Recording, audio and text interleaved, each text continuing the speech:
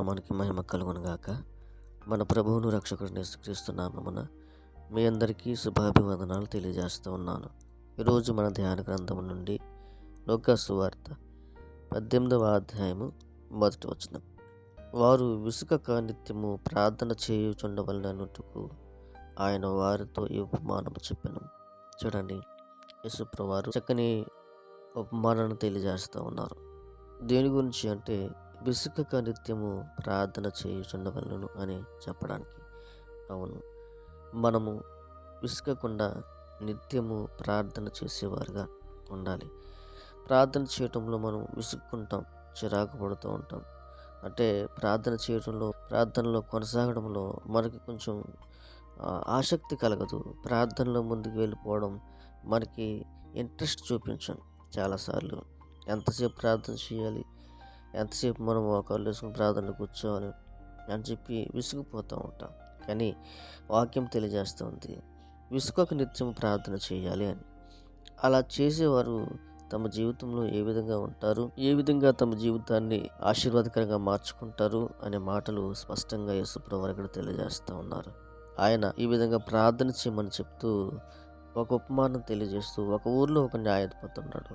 అతడు దేవునికి భయపడ్డు, మనుషులకు భయపడ్డు. అలాగే ఆ ఊర్లో ఒక విధవరాలు కూడా ఉంది. ఆమె ఆ న్యాయాధిపతి దగ్గరికి వచ్చి పదే పదే తనకుని తన పొరుగు వారికి వాదము తీర్చమని, న్యాయం తీర్చమని ఆమె సెలవిస్తూ ఉంది. ఈమె ఆ యజమాని అడిగినప్పుడు ఆయన అంటున్నాడు, రేపు రా, నీకు నీ పొరుగు వారికి న్యాయం తీరుస్తాను, నీకు నీ ప్రతివాదుకున్న గొడవను నేను సరిచేస్తాను అని అన్నాడు. ఆమె మరలా వెళ్తూ ఉంది. ఆయన అంటున్నాడు, తరువాత రమ్మంటున్నాడు. ఇలా అనేక రోజులు గడిచిపోతూ ఉన్నాయి. ఆమె వెళ్తూ ఉంది, కానీ న్యాయాధిపతి న్యాయం తీర్చట్లేదు. తన జీవితంలో ఇలా అనేక రోజులు వెళ్ళిపోయాయి. అయినప్పటికీ ఆమె మాటి మాటికి న్యాయాధిపతి దగ్గరికి వెళ్ళటం మానలేదు. అప్పుడు ఆయన అంటాడు, నేను దేవునికి భయపడను, మనుషులకు భయపడను, అలాంటిది ఈమె నన్ను బాగా విసిగిస్తూ ఉంది అని ఆమె యొక్క మాటలను బట్టి, ఆమె యొక్క ప్రయత్నాన్ని బట్టి ఆయన ఏం చేస్తూ ఉన్నాడు, మాటికి నా దగ్గరికి వచ్చి గోజాడుకున్నట్లు ఆమెకు న్యాయం తీరుస్తాను అని ఆమె గురించి తనలో తాను అనుకుని ఆమెకు న్యాయం తీర్చినట్లు చూస్తూ ఉన్నాం. అవునండి, ఒక మనుష్యుడే పదే పదే అడిగినప్పుడు న్యాయం తీరుస్తూ ఉంటే, మరి సృష్టికర్త దేవుడు ఆయన దగ్గర మనం విజ్ఞాపన చేస్తే, ప్రార్థన చేస్తే, మొర్రపెడితే మనకు న్యాయం తీర్చడా అని యేసుప్రభువారు చక్కగా మనం తెలియజేస్తూ ఉన్నారు. అవునండి, మనం చేసే ప్రార్థన ఎడబాటు లేకుండా, విసుకకుండా దేవుని దగ్గర మనం ప్రార్థన చేయాలి. ఎప్పుడైతే విసుకకుండా మనం ప్రార్థన చేస్తామో, విడిచిపెట్టకుండా మనం ప్రార్థన చేస్తామో, దూరం పెంచుకోకుండా మనం ప్రార్థన చేస్తాము, ఆయన్ని హత్తుకుని ఎప్పుడైతే మనం ప్రార్థన చేస్తామో, ఆ ప్రార్థనకు ప్రతిఫలం తప్పకుండా మనం చూడగలం. మన ప్రతి అవసరత ఆయన తీరుస్తాడు. యాకోబు చూడండి, దేవుని దగ్గర పెనుగులాడుతూ ఉన్నాడు. ఆయన విసుగు చెందటం లేదు.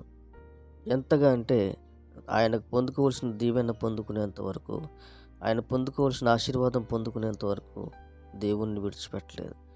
ఎంతో శక్తివంతమైన ప్రార్థన, ఎంతో బలమైన ప్రార్థన యాకోబు దేవుని దగ్గర ప్రార్థన చేస్తూ ఉన్నాడు.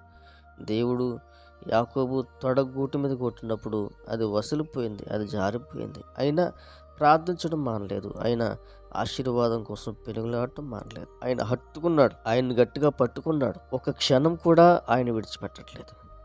ఈరోజు మనం కూడా మన జీవితాల్లో ఎడబాటు ఉండకూడదు. దేవునికి మనకు మధ్య ఎడబాటు ఉండకూడదు, దూరం ఉండకూడదు. మనం ఏదైతే అడగాలనుకుంటున్నామో, ఏదైతే పొందుకోవాలనుకుంటున్నామో, ఎడబాటు లేకుండా మనము దేవుని దగ్గర కన్నీరు కార్చి మర్రపెట్టి, అయ్యా నన్ను దీవించు అనాలి. చూడండి, మనల్ని ఆయన దీవించవలసి వచ్చినప్పుడు కొన్నిసార్లు పరీక్షిస్తాడు. యాకోబు తొడ మీద కొట్టినట్లుగా మనల్ని కూడా కొన్ని దెబ్బలు కొడతాడు.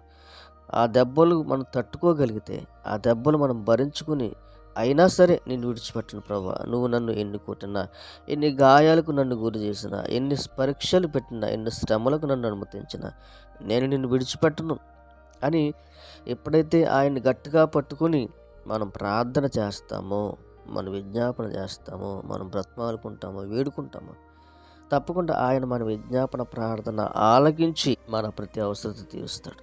కనుక ప్రార్థించేటప్పుడు ఎడబాటు ఉండకూడదు.